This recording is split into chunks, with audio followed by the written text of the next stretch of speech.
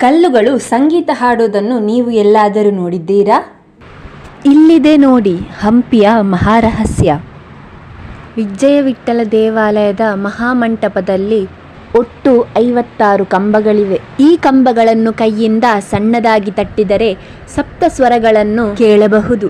British ಕಾಲದಲ್ಲಿ ಇಂಜಿನಿಯರ್ಗಳು ಈ ಕಲ್ಲುಗಳೊಳಗೆ ಏನೋ ಇರಬಹುದು ಎಂದು ಭಾವಿಸಿದರು. ಇದನ್ನು ಪರೀಕ್ಷಿಸಲು 2 ಕಂಬಗಳನ್ನು ಕತ್ತರಿಸಿ ನೋಡಿದರು. ಆದರೆ ಅದರ ಒಳಗಡೆ ಏನೂ ಇರಲಿಲ್ಲ. ಅದು ಕೇವಲ ಘನವಾದ ಕಲ್ಲುಗಳಾಗಿದ್ದವು. ಆ ಕತ್ತರಿಸಿದ ಕಂಬಗಳನ್ನು ಇಂದಿಗೂ ನಾವು ಅಲ್ಲಿ ಕಾಣಬಹುದು. ಇವುಗಳನ್ನು ಸರಿಗಮ ಸ್ತಂಭವೆಂದು ಕರೆಯುತ್ತಾರೆ. ಇದು ಕೇವಲ ಅಲಂಕಾರಿಕ ಸ್ತಂಭಗಳಲ್ಲ, ವಿಜಯನಗರ ಸಾಮ್ರಾಜ್ಯ ಕಾಲದ ಶ್ರೇಷ್ಠ ವಾಸ್ತುಶಿಲ್ಪ. ಮತ್ತು ಈ ಕಂಬಗಳನ್ನು ತಟ್ಟಿದಾಗ ಕೇವಲ ಸ್ವರಗಳಲ್ಲದೆ ಘಂಟಾನಾದ, ಮೃದಂಗ ಮತ್ತು ಜಾಗಟೆಯಂತಹ ಶಬ್ದಗಳು ಕೇಳಿಬರುತ್ತವೆ ಎಂದು ಸಂಶೋಧಕರು ಹೇಳಿದ್ದಾರೆ.